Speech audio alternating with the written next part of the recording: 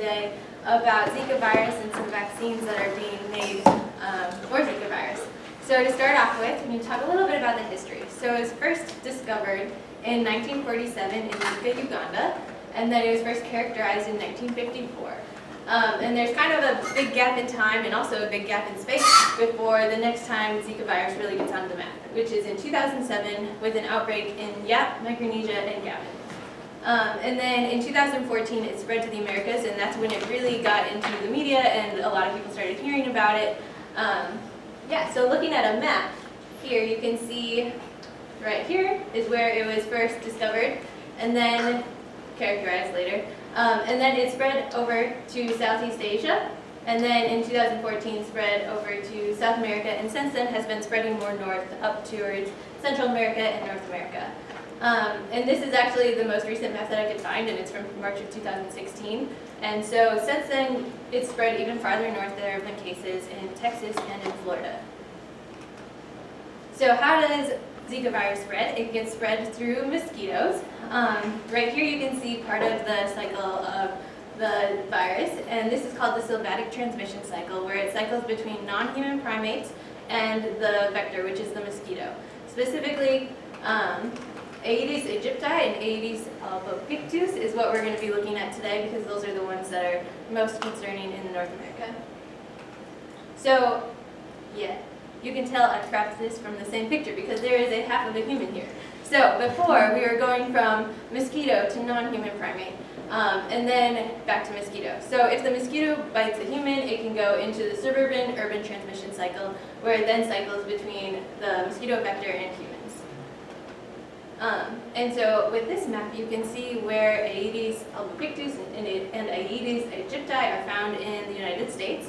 The brown down here is where both of them can be found, and then albopictus is the blue up here, and then the aegypti is here. And so it is kind of a big concern down in the southern part of the United States, just because the mosquitoes are present and able to have that urban-suburban transmission cycle. So Zika can also be spread a couple of other different ways, specifically from a pregnant woman to the fetus. And this is pretty unique for flaviviruses, which is the family that Zika virus belongs to, in that it is able to cross the placental barrier and infect the fetus. It can also be spread through sex, and they think through blood transfusions. So what happens if you get Zika virus? Some of the symptoms can include red eyes, fever, joint pain, and rash. And in addition, you can have muscle pain and a headache. And these are very similar symptoms to other flaviviruses. So why don't we hear about the other ones? Specifically, forgot to say, duration is about 2 to 7 days, and in 10% of cases it can cause chronic symptoms, which is also pretty similar to other flaviviruses. So why does Zika virus stand out among these? Specifically, it's because of its ability to cause congenital infection, which again is that the pregnant women can transmit the virus to the fetus. And this can lead to congenital Zika syndrome. And I think the part that most people are familiar with is called microcephaly. And so if you can see off on the right, you can see a baby with a typical head size, and then next to it you can see, for comparison, a baby with microcephaly. And this is one of the characteristics of congenital Zika syndrome. Other characteristics can include like eye tissue scarring, decreased brain size or brain damage, hypertonic muscles, and like club feet. And so once the virus has been cleared from the mother, there's no more risk of infection across the placental barrier. So like I mentioned before, Zika virus is a part of flavivirus family, and other ones that are very common that you've probably heard of include dengue, West Nile, and yellow fever. And this group of family of viruses have similar structures in that they're enveloped and they're icosahedral. So icosahedral is just the shape of the virus, and then enveloped means that it has these proteins along the outside of the virus. And so these are actually really important for what we're going to be talking about today, because when we introduce some foreign substance into our body, like a virus, our immune system is able to recognize the things that are on the surface of that. In this case, that would be these E proteins and M proteins. So we'll be looking into those a lot.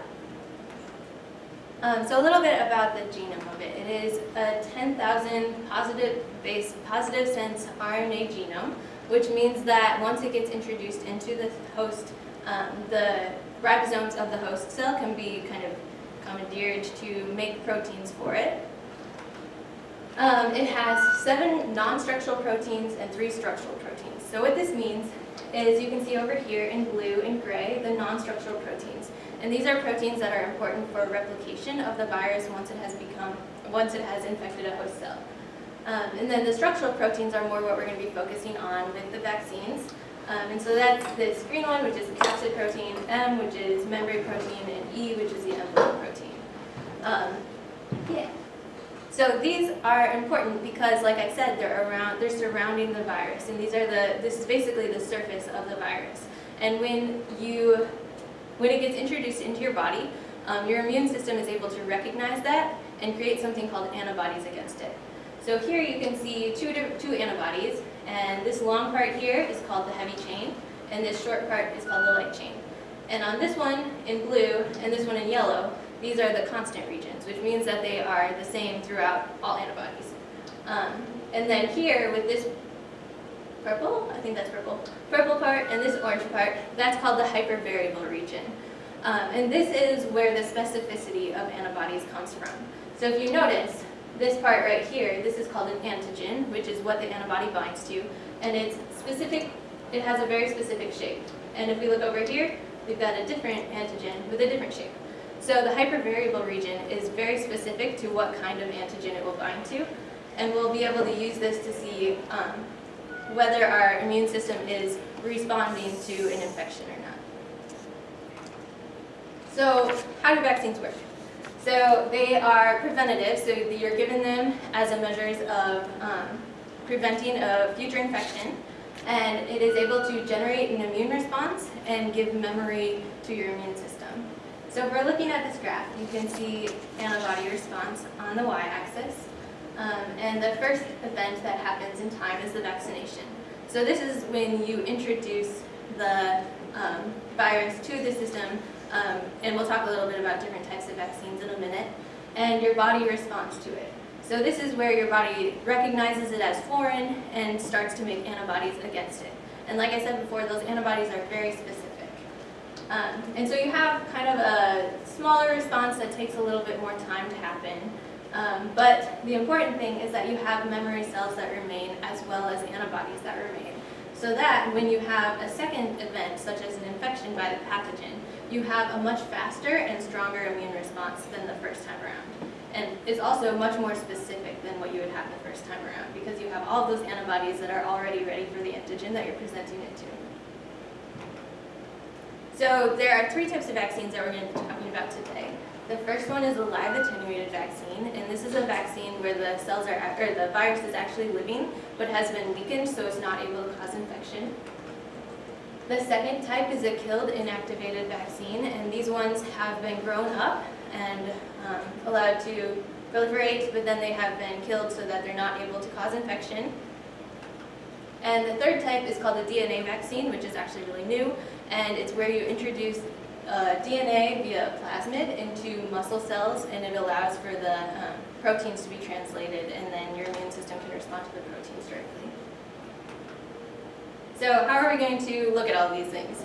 First off, we've got an enzyme-linked immunosorbent assay, which is an ELISA, and this allows for the detection of antibody or antigen. And so the way this works is we have a well that has capture antibody on it. So the capture antibody is very specific to whatever we're looking for.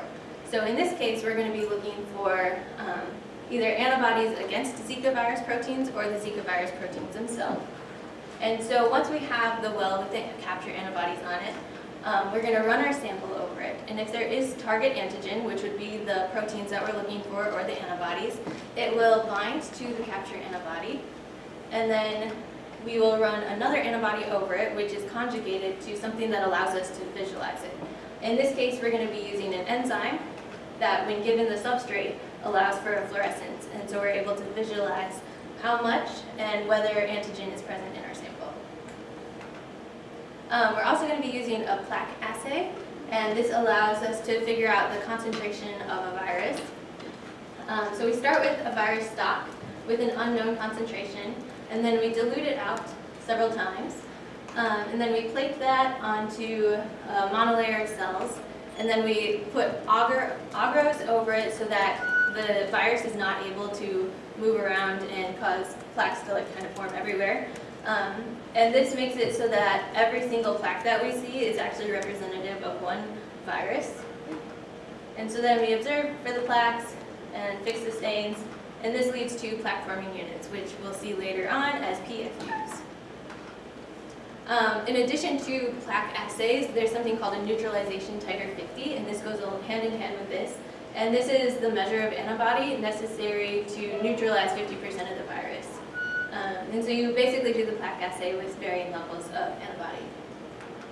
And the last one, almost through this part, is reverse transcription PCR. And so like I said before, Zika virus is a positive sense RNA virus, which means that it is present as RNA in our blood. And so what we can do with this is we take a sample, and if there is RNA present, we can do reverse transcription, which takes the RNA and turns it into complementary DNA. And from there we can do something called polymerase chain reaction and basically get a lot of it.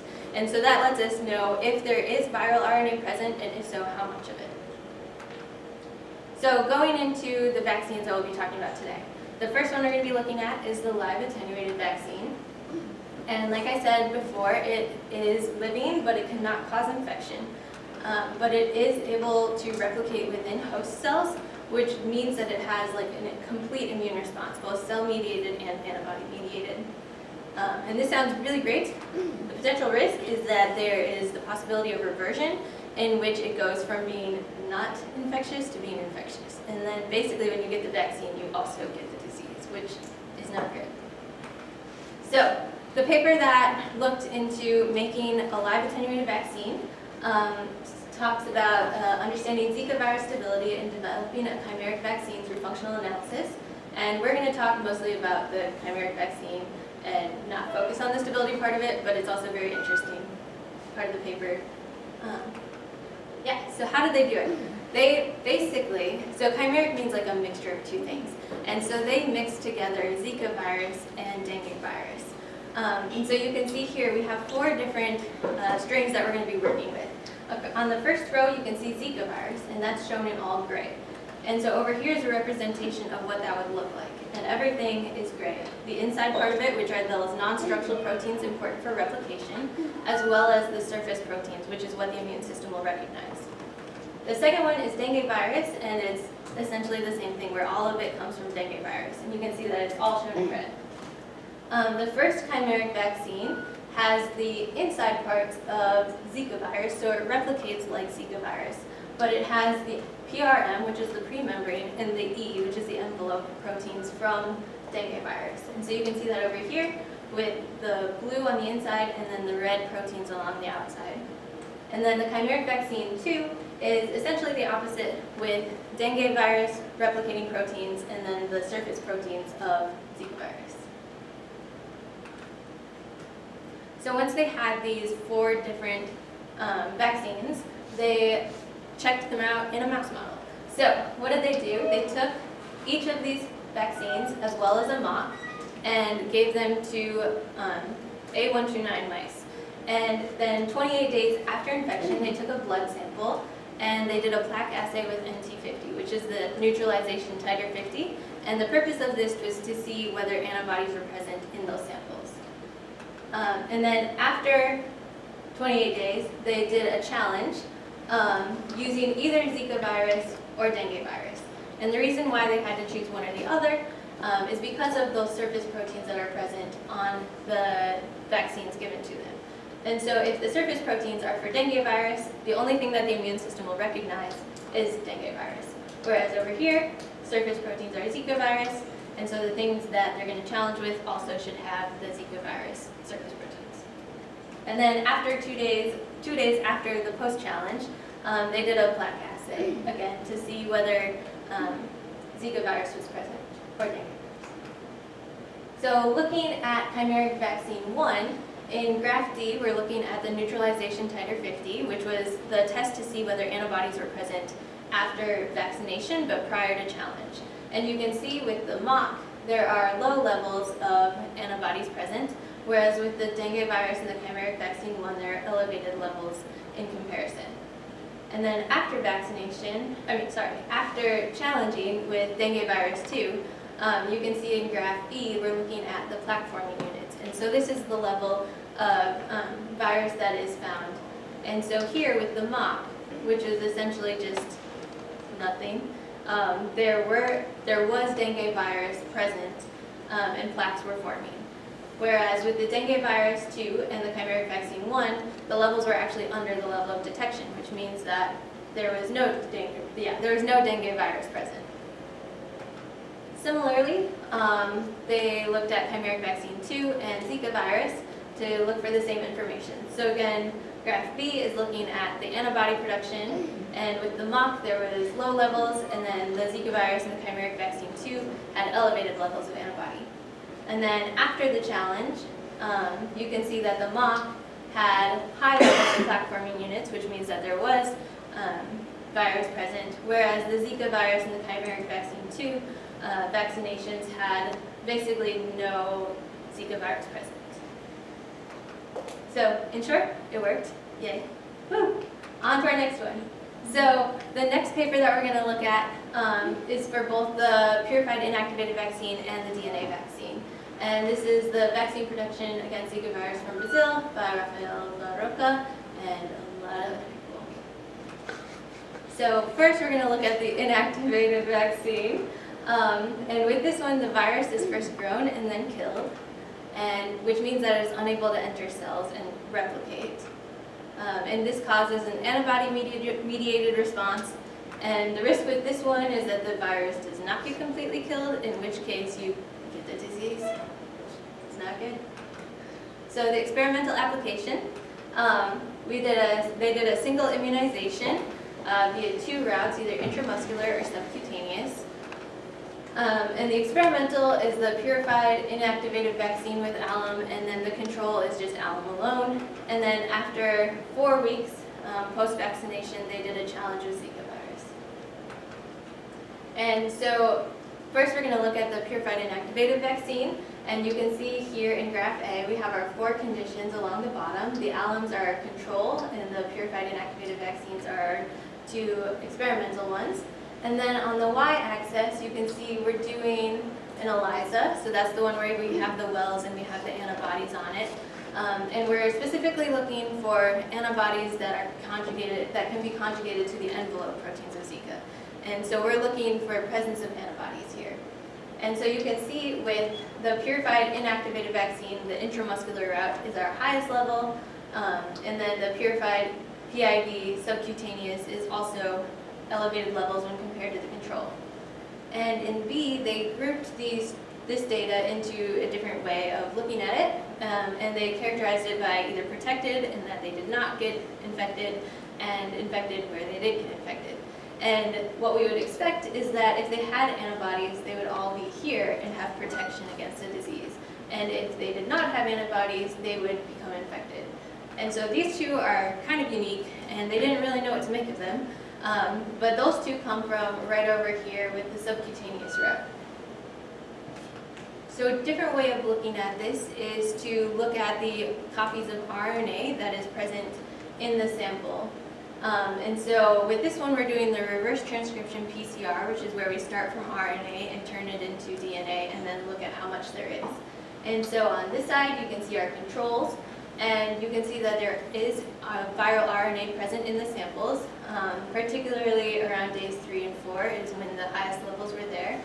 And then in comparison with the purified inactivated vaccine, via the intramuscular route, there was no levels of Zika virus present in the samples.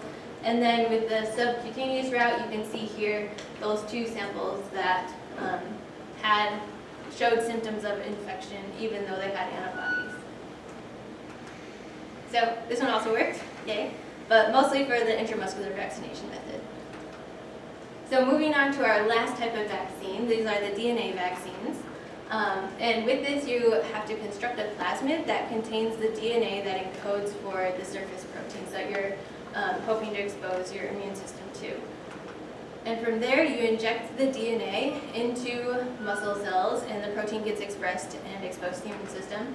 And this causes a cell-mediated and an antibody-mediated response. And the risk with this is that it's actually not approved for use, and so it can't go on the market yet. And the experimental application is very similar to the last one, where they did a single immunization via intramuscular vaccination. The experimental is several variants on the PRM and the envelope DNA. And then the control is sham DNA, which is just random DNA. And then they challenged it intravenously 4 weeks after vaccination. So looking at the different plasmids that they constructed, the first one contains all of PRM in the envelope, and then 2 through 6 contain just like different deletions of that. And what they found is that one actually worked the best, so we're mostly going to be focusing on that one today. So the first thing they wanted to do was look at whether there was an antibody response to any of these vaccinations. And so again, on the y-axis, we're looking at the ELISA, and again, we're looking at antibody production against the envelope proteins of Zika virus.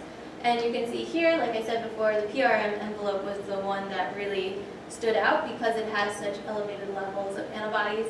And the rest of them you can kind of see are pretty okay, but not as awesome.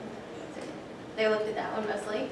So here you can see we're looking at RNA copies of the virus in the samples. And on the left we have the controls, which are the sham DNA. And you can see again that there is viral RNA present, especially around day 3 and 4. And then with the vaccination with the DNA vaccine, you can see that there is no levels of viral RNA present. And just to clarify, this is the Brazilian strain of Zika virus, and this one is the Puerto Rican strain of Zika virus. So again, it worked, mostly for the PRM envelope DNA vaccine, so yay. And a little bit, just to kind of wrap it up, all 3 of these vaccines proved effective in one way or another against Zika virus in the mouse model. This was a very fast development of these vaccines. And for the future, they need to look into more animal trials, maybe think about human trials, and determine things about each vaccine, such as like the length of protection that it provides, how they're able to store it or deliver it. Thank you to Dr. Dave and to Stephen Devert for their help with this, and references and questions.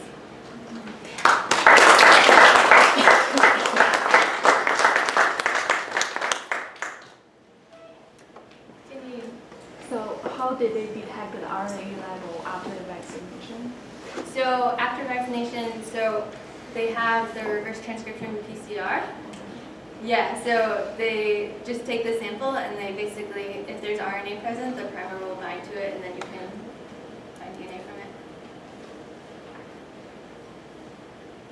So when you were, I was looking at that map of the mosquito spread. Yeah.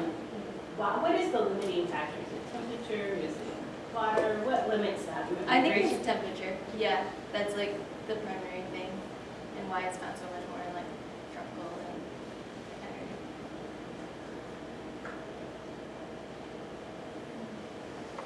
Other questions? Lindsay. The graph with the NT, say what?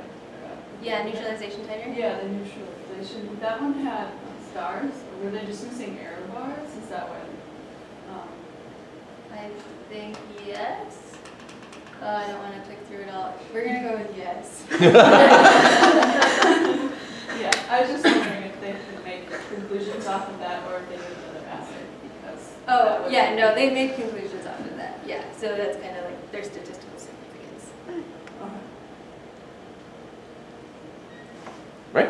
Oh, go ahead. Just curiosity, is there any difference between the Puerto Rican or Brazilian strains in treatment? Like, is one harder to treat than the other? Or I actually don't know. Okay. No. Don't know. Yeah. So if you were going to pick one of these to follow up on, of these types, they all work, right? Yeah. But which one do you think is the most promising? I think the purified inactivated vaccine, just because it has less risks associated with it, and so it would be safer Yeah, I think I would go with that one.